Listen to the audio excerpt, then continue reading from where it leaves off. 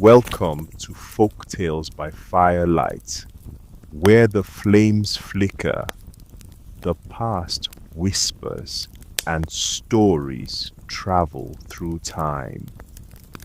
Gather close, my friends, and listen, for tonight I tell you the tale of Okonkwo, the strongest yam farmer in all Umuofia.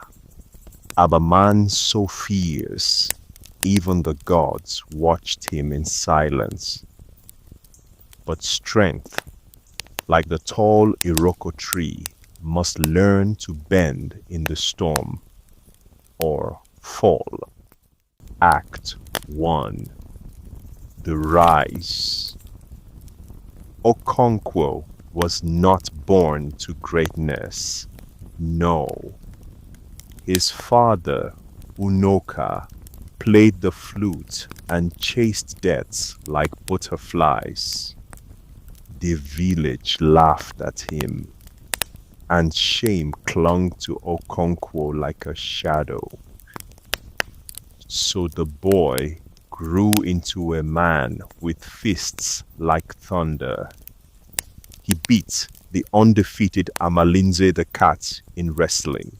He cracked his hoe in the earth until yams bowed before him.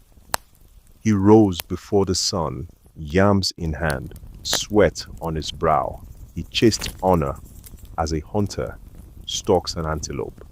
Fast, fierce, unrelenting. By his 30s, Okonkwo had 3 wives, a great obi, and titles of honor. His fame flew like palm wine at a festival.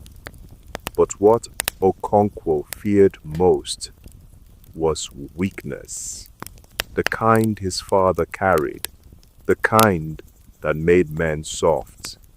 He ruled his home with a heavy hand. He silenced emotion with the edge of his machete. Even his son, Nwoye, could feel it, the weight of a father's disappointment. The boy would sit near the hearth, hoping for a story, a smile, a hand on the shoulder. But Okonkwo offered only silence, or worse, a glare like a blade. Act 2. The Sacred Mistake. Then came the boy, Ikemefuna, a peace offering from another village, raised in Okonkwo's household. The boy laughed, called Okonkwo father, and taught Nwoye to be bold. But peace in the land is like the calm before a lion's pounce. The oracle spoke. The boy must die. And though Okonkwo was warned not to bear the blade, he struck the killing blow himself to show he was no weakling. In that moment, the sky held its breath. Even the trees stood still. Ikemefuna's cry, "My father," echoed long after his blood touched the soil. That night, the earth wept, and Nwoye's heart, once warm, turned cold like ash in an empty hearth. He no longer asked questions. He no longer laughed. Something had shifted in the house, a shadow that no sun could burn away. Act 3. The Exile. Soon after, Okonkwo's gun misfired at a funeral, and a clansman died. A crime against the earth itself. Banished for 7 years, he returned to his motherland, a man undone. His chi, his personal god, seemed to turn its face away. In the land of his mother, he was a warrior with no war, a leader with no following. He watched the seasons pass like strangers, each one duller than the last. In Mbanta, he plotted his comeback. He would return to Umuofia stronger, richer, with suns ready to rise like the morning sun. But while he was away, change came like a river in flood. The drums sounded different, the air carried new songs, and whispers spread. The white men were building something. Not just churches, but a new way of life. Act 4. The coming of the white man. Missionaries came, pale men with books and crosses. They sang of one God. They called the gods of Umuofia false. And to Okonkwo's horror, his son Nwoye, yes, his own son, joined them. He wore clean robes, spoke with calm certainty. He spoke of peace, of love, of forgiveness, and Okonkwo saw only betrayal. The white men built churches, then courts, then prisons. They spoke of civilization and took land like a thief in the night. Okonkwo roared against it. Umuofia, rise, he cried.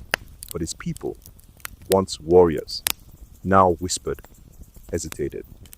Fear had seeped into the bones of the clan. The elders held councils, but their words were soft, unsure. The oracle's voice, once mighty, was drowned beneath the hum of foreign laws. Climax. The final act. In one final defiance, Okonkwo raised his machete and struck down a colonial messenger. It was bold, it was fierce, it was the act of a warrior. But when his clansmen turned away from the fight, Okonkwo knew Umuofia had fallen, and so, like the tragic heroes of old, he walked alone. They found him later, swinging from a tree, a warrior's death, but not one honored. Not even the priests would touch his body. He had defied the earth one last time. A man once so strong, silenced not by sword, but by time. And so the tale of Okonkwo ends, not with a battle, but a question. What is true strength? Is it the muscle, the title, the roar, or is it the quiet courage to bend, to listen, to grow? For a tree that refuses the wind will one day snap, but one that bows lives to rise again.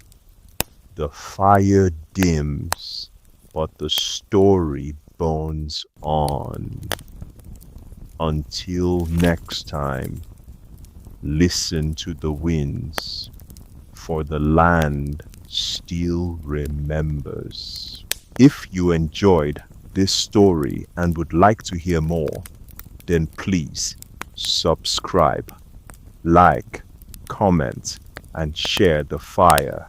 New tales await right here at Folktales by Firelight.